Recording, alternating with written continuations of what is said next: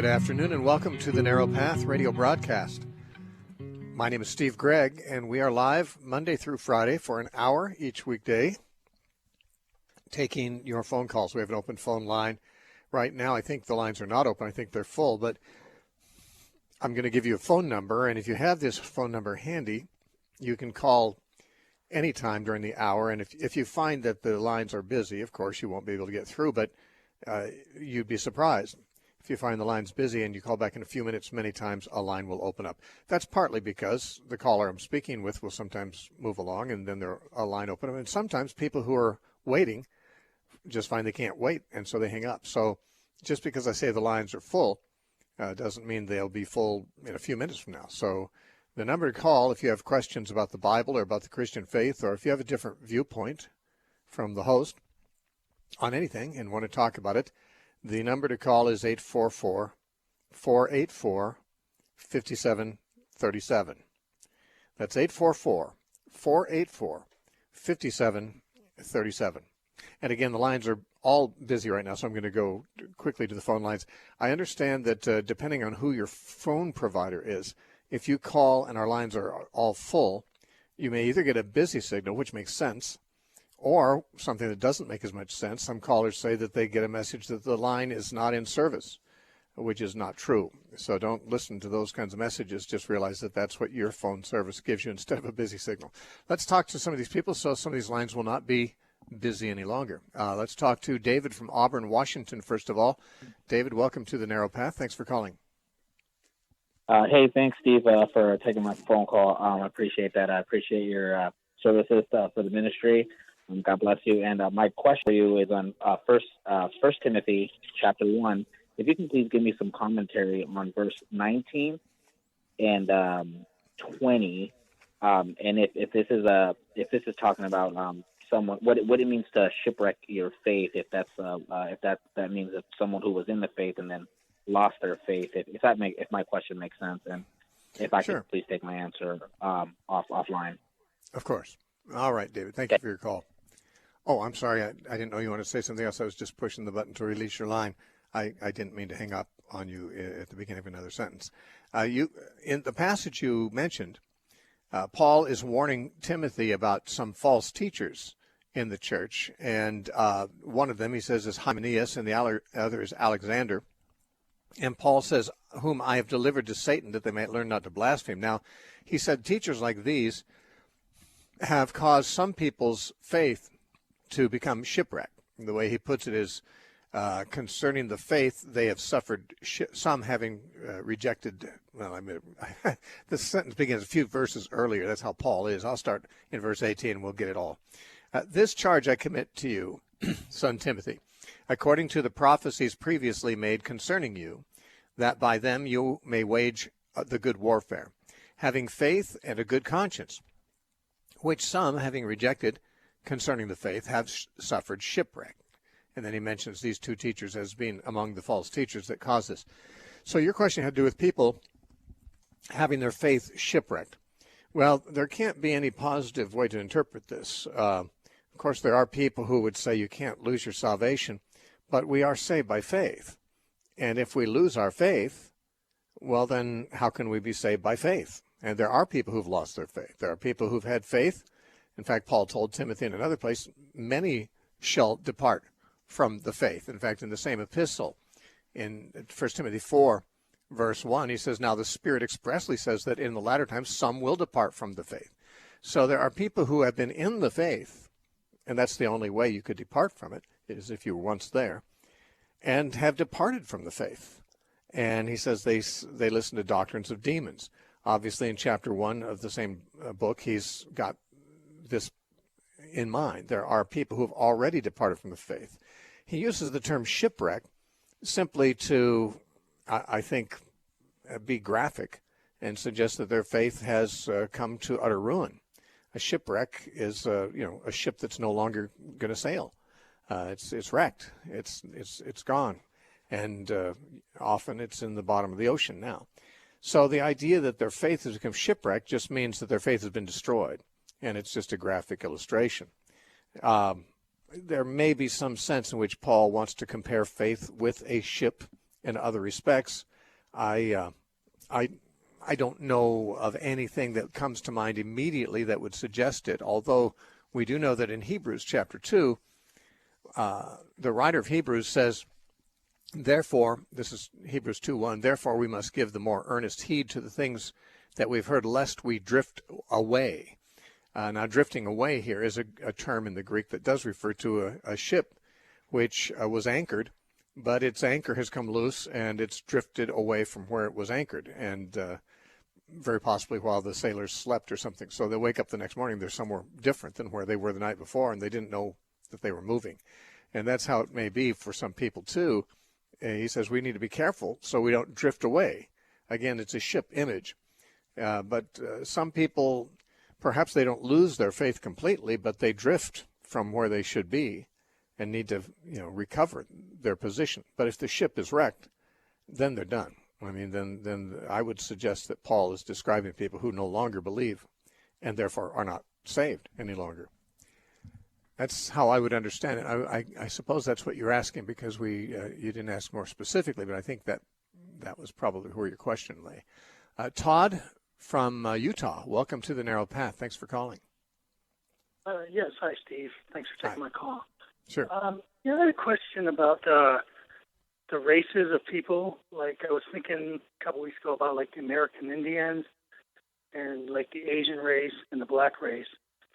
And, like, I've always been taught that, I believe that we all came from Adam and Eve, roughly 6,000 years ago. And I was taught that, over the environment and weather, people change color, skins, and stuff. But the feature of these people, I just don't understand how they could change over a short period of time like that. Well, it doesn't take all that long for a few generations of children not to look very much like their parents, especially if they marry, into families that don't look very much like them. Now, not only did we all come from Adam and Eve, but much more recently, we all came from Noah's family. And that's significant because, of course, Noah's family is even less than 6,000 years ago, more like, I think, 4,500 years ago.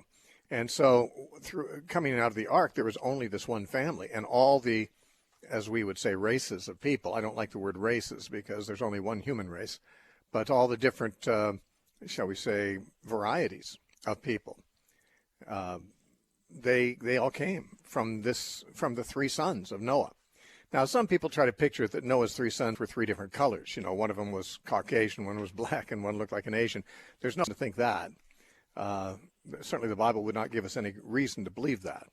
But we would have to believe that within Noah's family, there was a sufficiently rich gene pool that over the generations, as they reproduced and so forth, that that quite a few different varieties of skin color and looks came out. And that's not too surprising. For example, it's not rare at all for a couple to have three children today, and they have three different eye colors. One might have blue eyes, one might have brown eyes, one might have hazel eyes, okay? Well, that's eye color is a variety. Skin color is a variety too. Some people have more than one child, and one is much more, swarthy, one more brown colored than another. Not so much, a black and a white child in the same family, although that may be depending on, the background of the parents.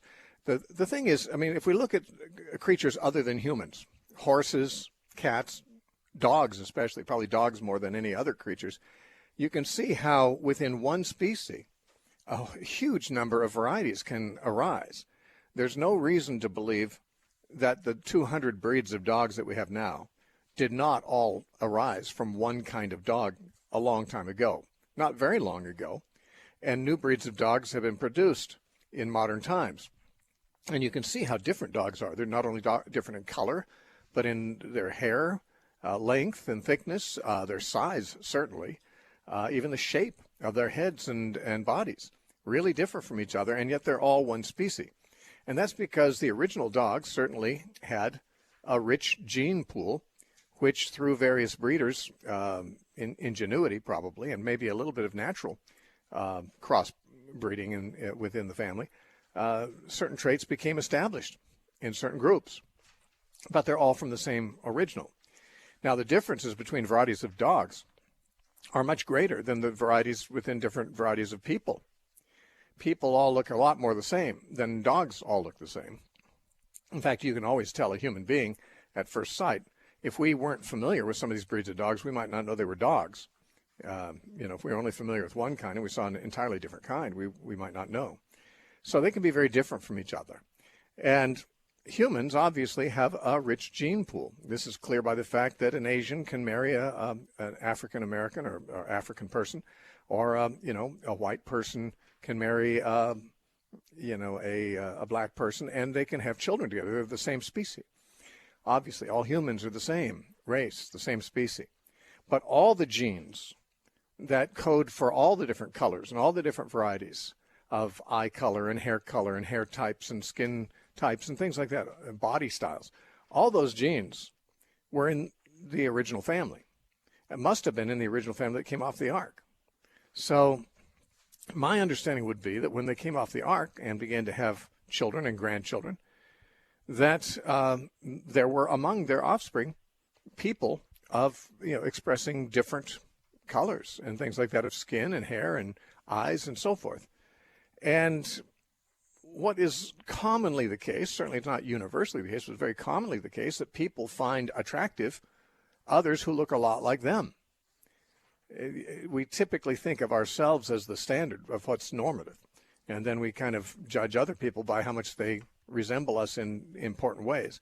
And that being so in human nature, it's probable that people who had similar colors of skin and other aspects of their looks were attracted to others of the same sort and eventually married them, and those traits became established in groups. And so there's no reason to believe, for example, the idea that some people moved down to Africa and they got, so much more sun that their skin got dark, because that would suggest that, acquired traits like suntan could be passed down genetically. And that's not believed by modern science to be the case. Darwin believed it, but modern science certainly doesn't. But rather we could say this, that people with darker skin have more melanin in their skin, and that gives them a greater tolerance for harsh sunlight. Whereas people with less melanin and lighter skin have less tolerance for harsh sunlight. If you have no melanin at all, if you're an albino, you can't really be out in the sun much at all because you don't have tolerance to the sunlight. And so I would suggest that as people began to marry others who looked a lot like them and have children and grandchildren that tended to look a lot like them, that those, when they scattered out through the earth, those who had the darker skins found it easier to survive than the light-skinned people in the equatorial zones, in the hotter climates. And that's why you typically find the darker skinned people there, not because the sun made them dark, but because their darker skin made it easier for them to survive and thrive despite the sun. Whereas the whiter people tended to gravitate to the less sunny areas in the far north. And so the more they became separated geographically, the more their particular traits would become established by intermarriage. And that's, I suppose, this is something that I would assume would happen even if I knew nothing of the data. If I didn't even know there were a lot of people in the equatorial zones who were darker than the people up in Scandinavia, I would assume that this would be the case. And that is the way it is. So I'm guessing that this theory has some merit. I don't know if this is exactly how it happened because no one was around documenting it. But it's easy to see how it could happen. By the way, the human gene pool is rich enough that I've read that if two people who each have a black parent and a white parent, the people that we have called mulattoes historically, a man who has a black parent and a white parent, and a woman who has a black parent and a white parent, they get married and they have kids. If they have 9 children, it is possible for them to have white and black children and every hue in between, just from one couple. Now, I'm not saying Noah and his wife had children of different colors, but we can see that those genes are in the human race, are in the human family, and they can be in a single couple. They apparently were in Adam and Eve, because Adam and Eve gave rise to all the rest of us. So those are the thoughts I would have in trying to answer your dilemma. Okay, I appreciate it, Steve, and thanks for your radio show. I appreciate your teaching and the wisdom you have. Well, thanks for your call, Todd. Good to hear from you today. All right. I know you're calling from Utah. I don't think you were a Mormon. Probably you might have been, but I know the Mormons believe that the black skin and that the Native American dark skin came from a curse, as described in the Book of Mormon. And that's a common view, I'm sure, in Utah where you live. But I don't think, first of all, it's not, the Book of Mormon, I believe, is not true. And secondly, we don't need, supernatural curses from God making people dark in order to account for the various skin colors that are out there. All right, let's talk to, let's see who's been here longest. It looks like David from Portland, Oregon. David, good to hear from you. Welcome. Oh, hi. Hi. My question is, there's so much imagery in the Book of Revelation, so then when you get to the battles, like the Battle of Armageddon, the battle in Ezekiel, we go back and we're saying, oh well, they're using spears and bows and arrows, so it can't be a future battle. But all this stuff is so figurative. Why can't we apply the same type of figurative interpretation to the battle? Oh, we could. We could, and in fact, we must. There's so much noise in the background, I'm going to put you on hold because I'd rather not hear all those people in the room talking at the same time I'm talking. But you're still on, so don't go away. I believe that when we look at Ezekiel's battle, and you're talking about Ezekiel 38 and 39, where it's the Gog and Magog battle, you're saying, well, there's references to them using spears and bows and arrows and wearing armor and riding horses and things like that. And why couldn't we simply understand that to be symbolic for modern war equipment and war weapons? Well, we could if we had reason to do so. But I would point out something else, that there's also in the battle references to fire and brimstone coming down from heaven and destroying 5/6 of the invading troops, so that it takes 7 months to bury the dead, there's so many, and 7 years to burn the weapons that were used.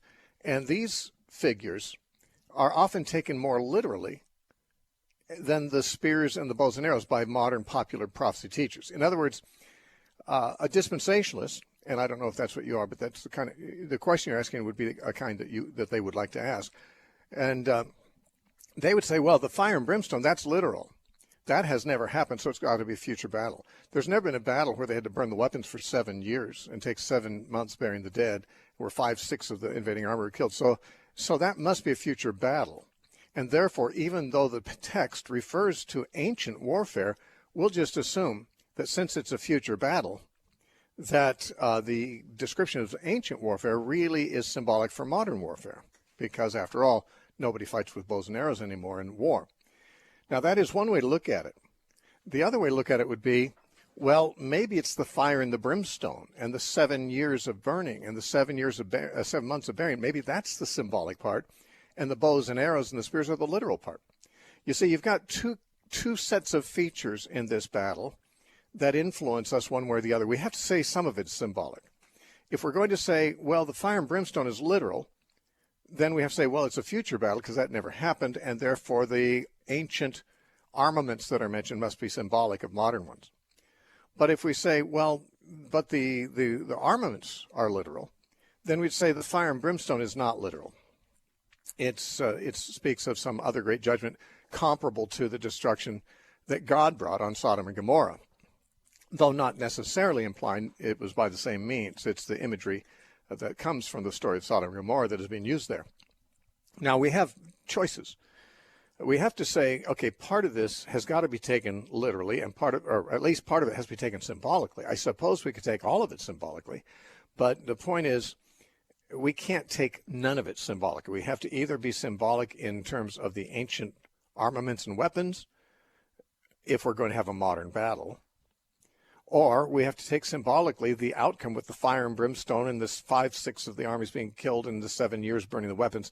That's the symbolic part, in which case the battle might be literally have been fought with bows and arrows and spears. So there's you got to go one way or the other usually, and usually the dispensationalist who wants the battle to be future, they say, well, that's that fire and brimstone coming from down from heaven that tells us it's a future battle. But Ezekiel doesn't say it's a future battle. In fact, this battle is described immediately after chapter 37, where God talks about how he's going to bring the Israelites back from Babylon, back to their land. And then it says, and then Gog will come and try to invade their land.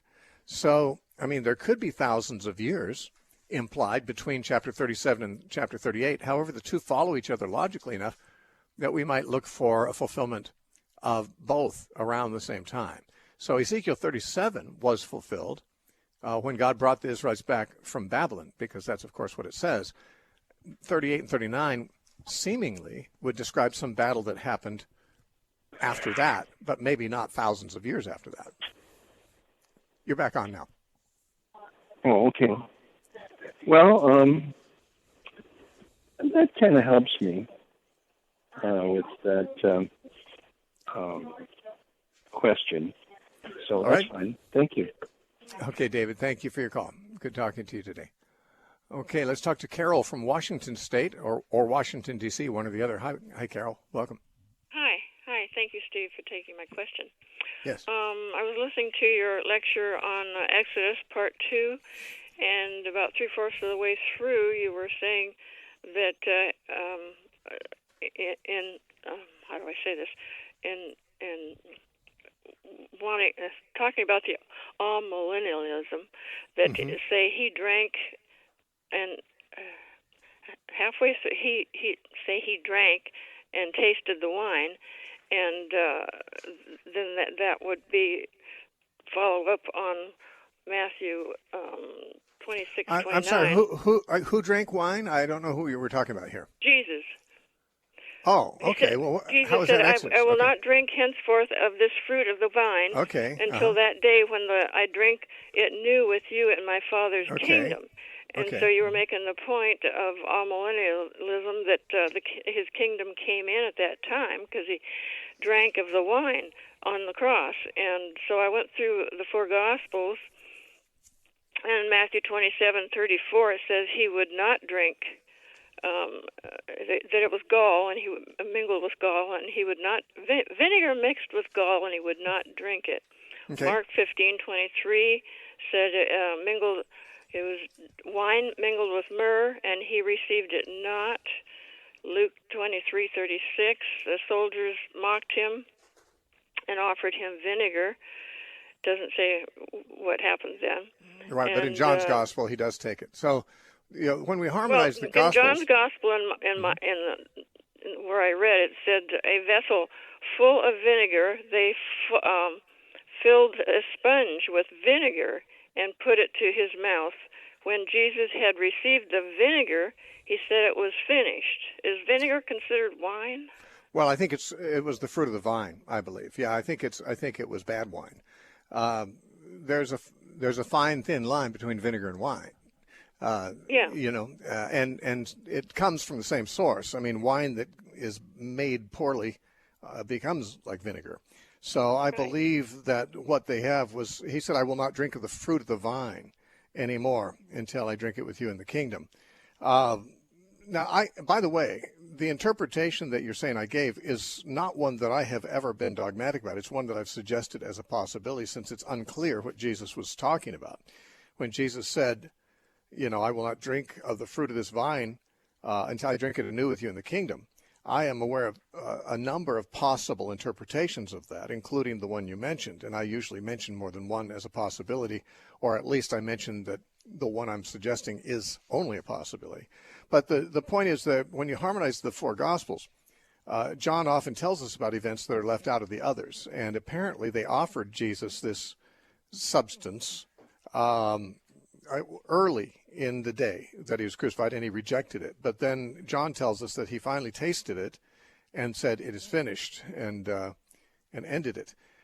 So he did finally take of the fruit of the vine, assuming that, I don't know what else they'd make vinegar out of. They made wine out of grapes.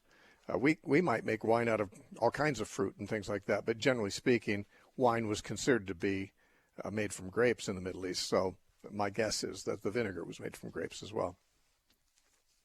Okay, and I haven't heard your lesson on all millennial. That doesn't want to roll off my tongue. All millennialism. Yeah. And but I noticed in Luke 9:27. But I tell you the truth, there will be some standing here which shall not taste of death till they see the kingdom of God. Right. Would that be a pro-millennial statement? Verse? Yes, it would be. The idea of amillennialism teaches that Jesus established his kingdom when he came the first time, but it's a kingdom that began like a mustard seed and has been growing for 2,000 years. Eventually, when Jesus returns, it'll be a universal phenomenon, but it started out very small. It's been growing throughout history, and eventually it'll be universal. That is, Jesus will reign over every part of the world. Every knee will bow and every tongue will confess that Jesus is Lord. So that's the view of the kingdom that you'd normally find outside of premillennialism. And even premillennialists sometimes will hold it, but dispensationalists usually say the kingdom was postponed and won't be established until Jesus comes back. Yeah, I need to take a break, but I appreciate your call. You're listening to the Narrow Path radio broadcast. We're going to take a break for 30 seconds and come back for another half hour, so don't go away. Please stay tuned. Small is the gate and narrow is the path that leads to life. Welcome to The Narrow Path with Steve Gregg. Steve has nothing to sell you today, but everything to give you. When the radio show is over, go to thenarrowpath.com where you can study, learn, and enjoy with free topical audio teachings, blog articles, verse-by-verse teachings, and archives of all the Narrow Path radio shows. We thank you for supporting the listener-supported Narrow Path with Steve Gregg. See you at thenarrowpath.com.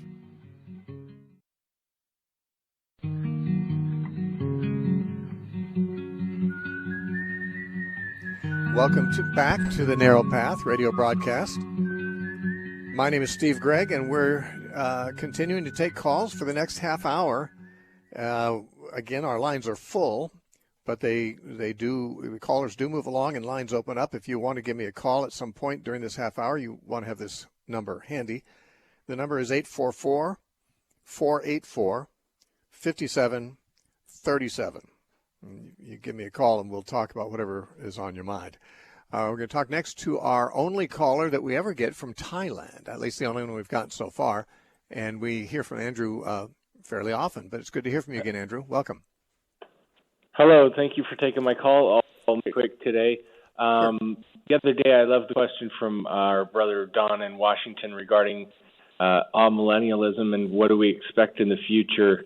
Do you have any, every once in a while, in your lectures, I come across a paper that's referenced. Is there a repository or archive that I can access to get all that paperwork and those resources? Most of the lectures at our website were given in classroom when I ran a school in Oregon called the Great Commission School, and those lectures were the lectures from the classrooms. In those classrooms, we often had notes, handouts that we gave to the students.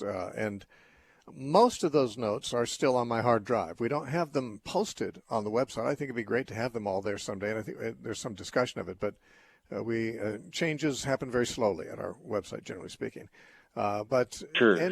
If you wanted to write to me, and this is true of anyone listening, anyone who wants to email me, steve@thenarrowpath.com, and ask for some specific notes on some specific lecture series. If I have them, I'll email them to you.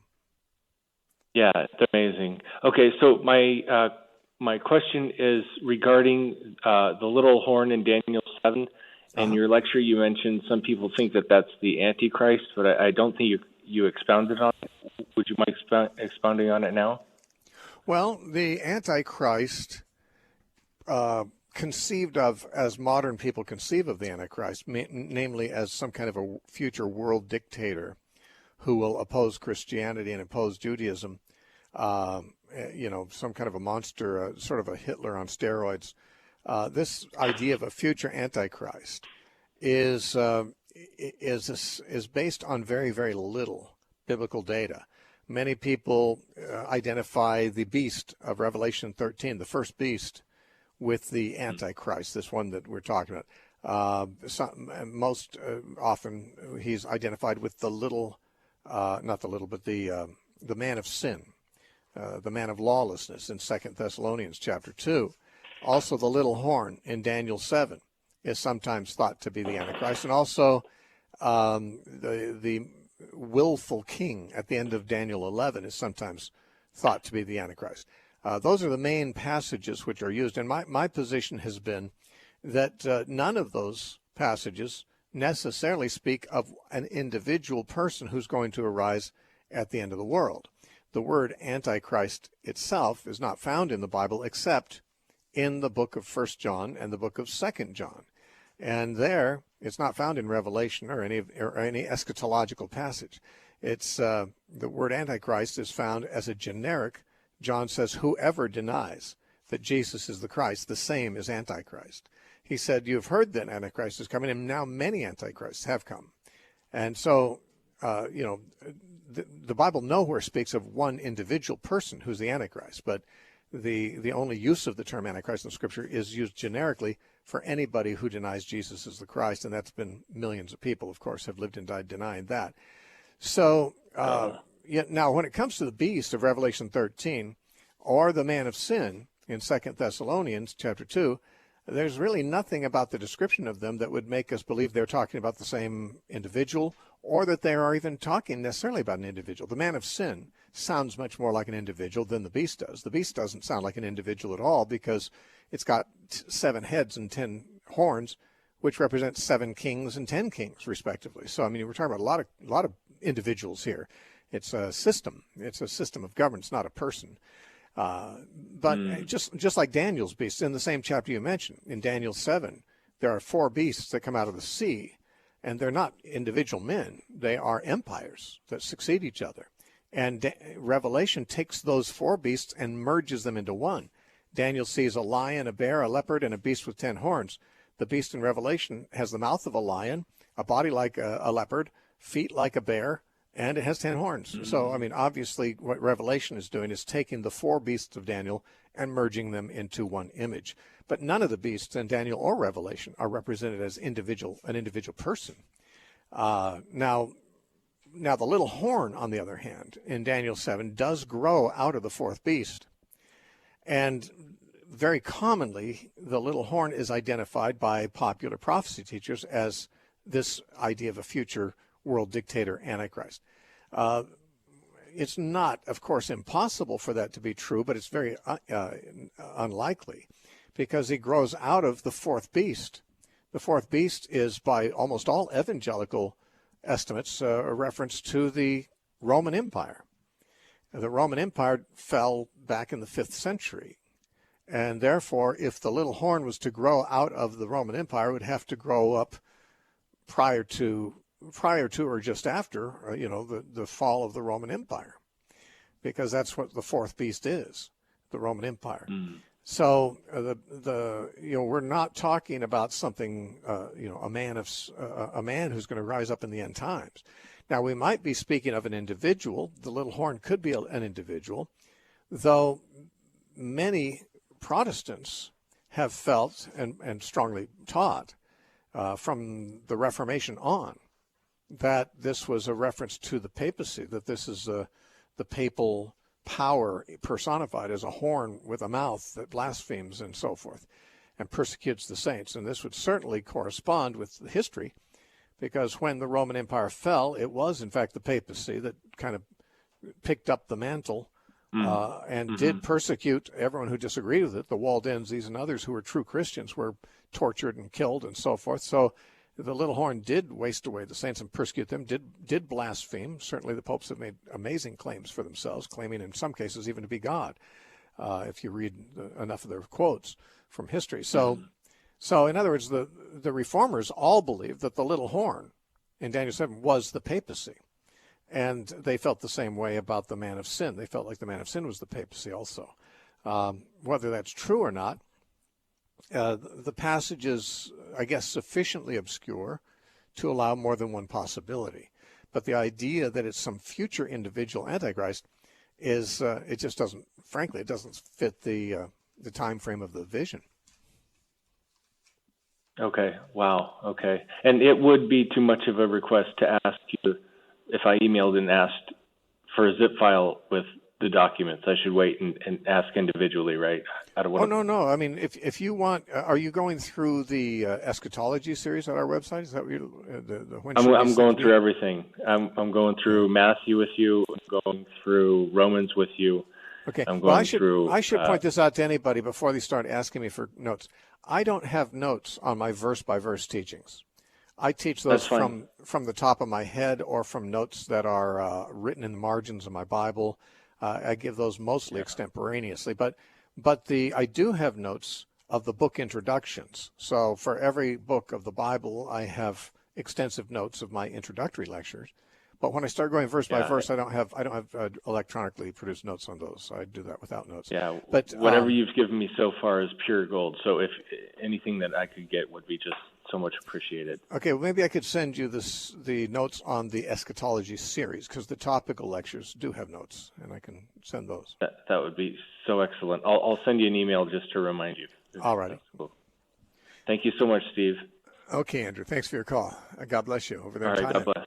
Hope to see you sometime. Bye now.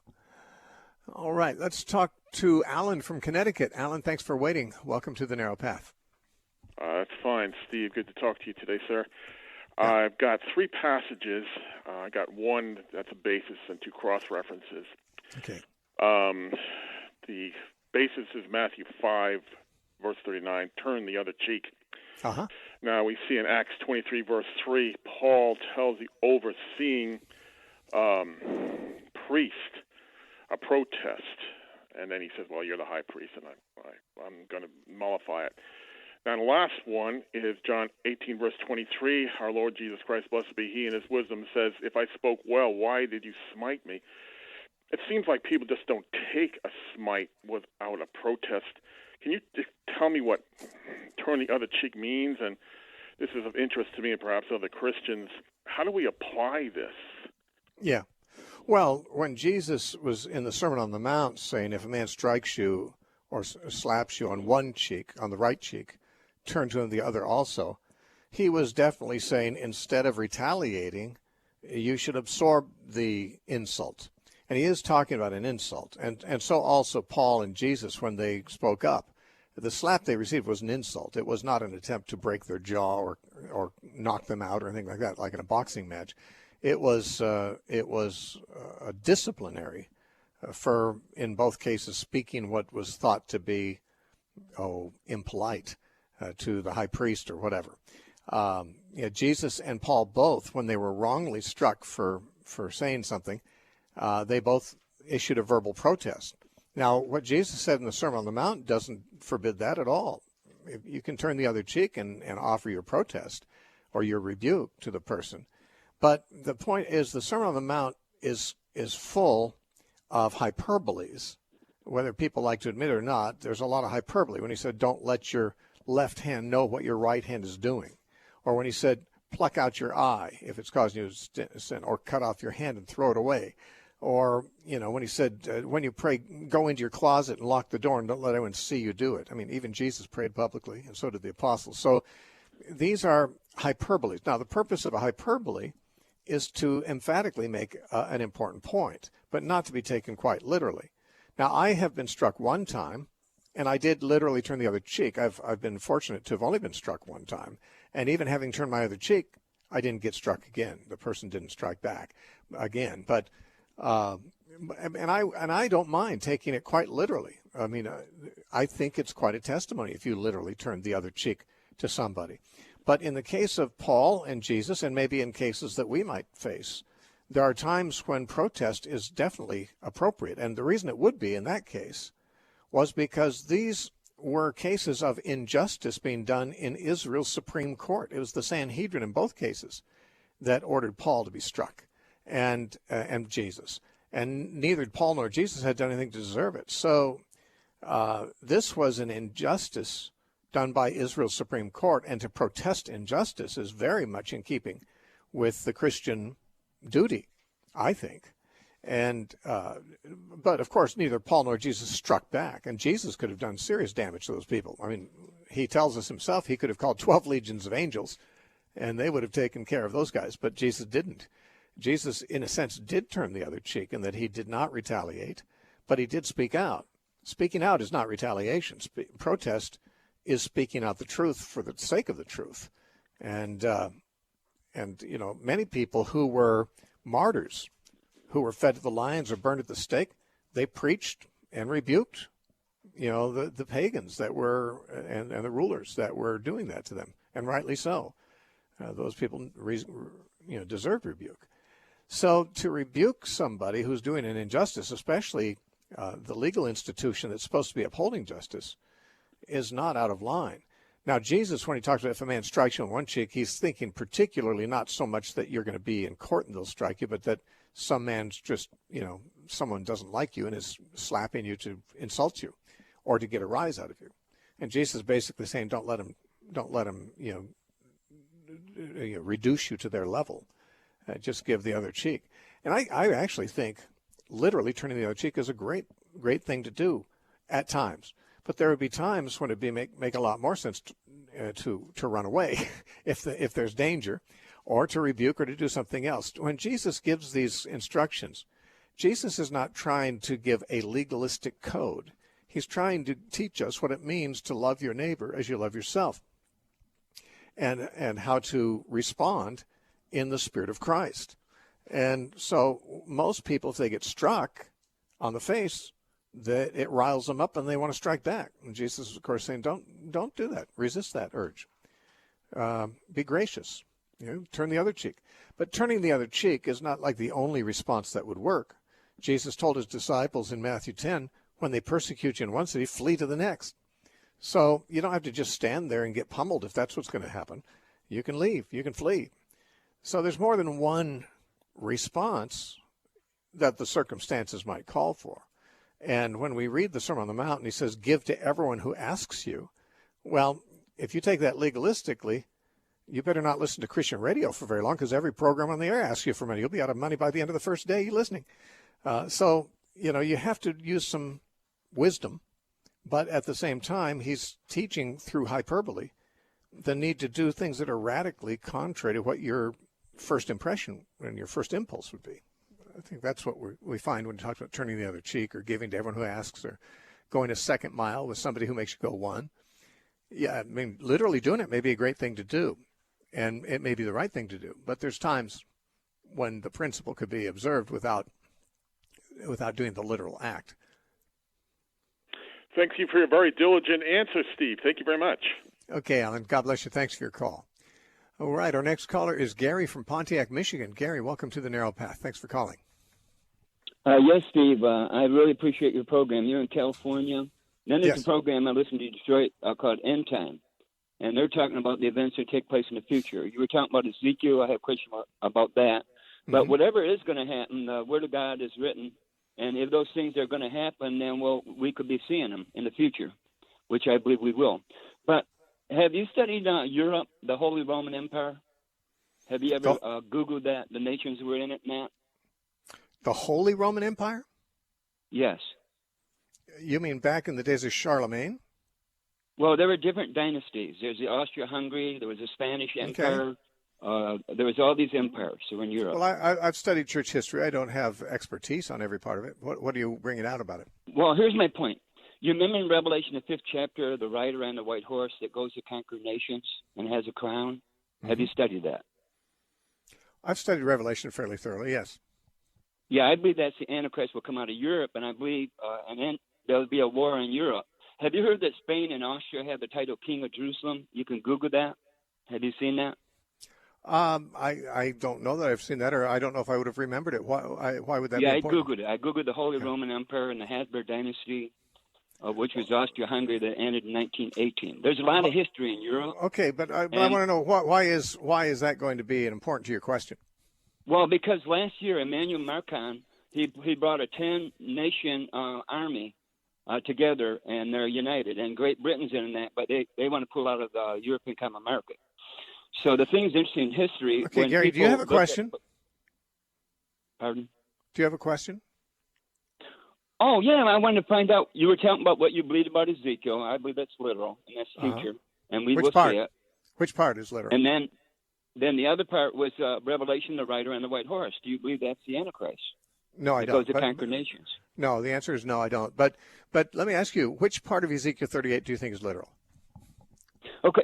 Well, I believe the whole thing is Ezekiel 38, 39. When it talks about the nation will come against Israel, there'll be a large shaking in the earth, and many people will die, and it'll affect the whole earth. And then for 7 months, they'll bury the weapons. All of Israel, it says, will bury the weapons. Well, so let me ask you, I mean, before you keep going, so you're saying you believe there's going to be a future battle fought with bows and arrows and spears? The future battle of Ezekiel 38, 39, when Gog, Russia, Turkey, right, and you believe they're going to fight with bows and arrows? They'll have everything they have to fight. Do they have bows and arrows in the military today? See, well, they have archery groups and things like that. See, some of them will come out of lands. Okay, so but you don't think they'll bring any artillery? Oh yeah, they will. It'll be behind them. First, okay, then Ezekiel doesn't mention that. It only mentions bows and arrows and spears and swords. Well, what I'm saying, I know what you believe and what people believe, but if it happens, no, I'm just talking about what it says. I'm just talking about what's actually in the passage. Okay, so you believe that's literal. Yeah. You believe that's literal. Everything that's in there will happen literal. Okay, why? Because when they first come, they'll come to scare them. No. Why do you think it's literal? Because Ezekiel is prophecy for the future will affect the whole world. Why do you think it's literal? Do you have an answer to my question? My question to you is, why do you think it's literal? Because it's never happened. How do you know? Never. Because it said it'll affect the whole world. But wait, Gary, that's not an answer. If I say, why do you think it's literal, I'm asking how do you justify taking a passage that's written in symbolic, apocalyptic terms? How do you justify taking it literally? The answer is not because it hasn't happened. What? We take the book of Daniel, and there's things that people misunderstood. Okay. And now they know there's it tells about the tribulation and the period of time that's given in Daniel. So we know that's literal. Where's that tribulation found in Daniel again? What I'm saying, in the book of Daniel, it tells when the Lord Jesus would come to earth and give his life for the world. Where in Daniel does it say that? Now you're testing my brain. Okay. Well, I'm just testing your accuracy. Go ahead. Is there a passage in Daniel that mentions Jesus? To the coming of the Messiah was a number of days, and those days were in order. But then the part of the church is the spot for the mystery that God didn't tell us about. Okay. You know, what I'm hearing from you is not anything related to the exegesis of any passage of Scripture. I hear you just giving dispensationalist talking points. I know them all because I myself was indoctrinated with dispensational talking points as a youth. And as a teacher, when I first began teaching, I would have said pretty much the same things you're saying because those are the talking points. When I got older, I decided I'd better read the Bible and let it speak to me, not let my teachers tell me what I'm supposed to think it means. And when I read the Bible, I actually exegeted the passages. That's when my views began to change. Now, I'd love to talk to you more, but my lines are full, and honestly, sounds like we're all over the map on this call. But let me ask you, if you would listen to the lectures at my website called When Shall These Things Be? It's a series about end times. And it talks about these things that you're talking about. If you'd listen to that and then take notes of what you don't agree with, like what I say that you don't agree with, and call back and we can talk about maybe something specific that I've said that you don't agree with, and we can, exegete passages together and see if there's any. I thank you very much. I love your program. All right, Gary. You God give people time to talk to. Thank you. Sure. Thank you for calling. Good talking to you. All right, let's talk to Bruce from Beaverton, Oregon. Bruce, welcome to the Narrow Path. Thanks for calling. Hi, Steve. Real quick, two focused questions. Going to Daniel 9. First, starting verse 15, Daniel is really, imploring God, or maybe it's Daniel, or Gabriel, but he's basically talking about Jerusalem, God's city, and so on and so forth. Help me with the derivation of the word Jerusalem. Why is this so fraught with God's image and so forth? Well, Jerusalem, the word Jerusalem means city of peace. Shalom. Shalom is the word for peace, and that's the root word of Jerusalem. But as far as why it's important, it's simply important because David made it important, and he moved the Ark of the Covenant there, and eventually Solomon built the temple there where the Ark of the Covenant was. And therefore, I mean, by bringing the Ark there, David was making Jerusalem the central place where people would come and worship God. So God allowed that. God, I mean, if he had done the same thing to Nazareth or to Capernaum, I mean, then I believe that city would be the one that was so great. There's nothing about the city of Jerusalem, apart from what David made of it, that would be in itself sacred or special. It was a Canaanite city inhabited by pagan Jebusites until David's time. Even after Joshua conquered Canaan, he failed to conquer Jerusalem thoroughly, and it wasn't until David's time that the city actually became a Jewish city as opposed to a pagan city. But once it did become a Jewish city, David made it the center of his kingdom and of the worship of Yahweh. And so that's what gave it its significance. It was not anything inherent or mystical or anything about this city. It's just, it just became sort of like Washington, D.C. is to the United States. It just became the capital city. All right, so let's talk to Dale from Sacramento. Dale, welcome to The Narrow Path. Thanks for calling. Hello, Steve. I wanted to ask you a question that concerned Adam. Okay. If Adam was the first man, then who was Eve? Then who were the Neanderthals? Oh, who were the Neanderthals? Well, the Neanderthals were also human, as almost, I think it's the universal belief of anthropologists say that Neanderthals were human. They were Homo sapiens. And so were the Cro-Magnon men. Now, when I was a kid, which is a long time ago because I'm 65 years old, but when I was a kid, the common view was that Neanderthals and Cro-Magnon were kind of intermediates between apes and humans. But that's not believed anymore. They are recognized as varieties of humans. Just like, we were talking earlier about, the black and the Asian and the white and the Native American peoples. They have different characteristics. If you, check, with the Eskimo people or the Australian Aborigines and things like that, you'll find that they look somewhat different in some ways than groups from other places. The Neanderthals were apparently a group of people that lived in Germany. That's where Neanderthal is, and they may have lived in caves, but they did have human traits. When I say human traits, I mean human cultural traits, including artifacts things they made. They even seem to have buried their dead and had some religious notions. So the Neanderthals, I believe, would simply be human beings.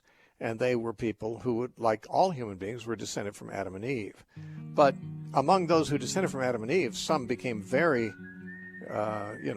civilized and some did not. Some went off into jungles and became the tribal groups that are there now who don't have much civilization as we would recognize it. And and there are some people who think that Neanderthals had some bone diseases like rickets or gout or something like that, which may have caused the first finding of their bones to have misled the paleontologists who found them. But it's fairly universally understood now that they were human beings and therefore descendants of Adam and Eve. I'm out of time. I wish I wasn't. You've been listening to the Narrow Path radio broadcast. We are listener supported, and if you'd like to help us stay on the air, you can write to the Narrow Path, P.O. Box 1730, Temecula, California 92593, or go to our website, thenarrowpath.com. Have a good weekend, and let's talk again Monday.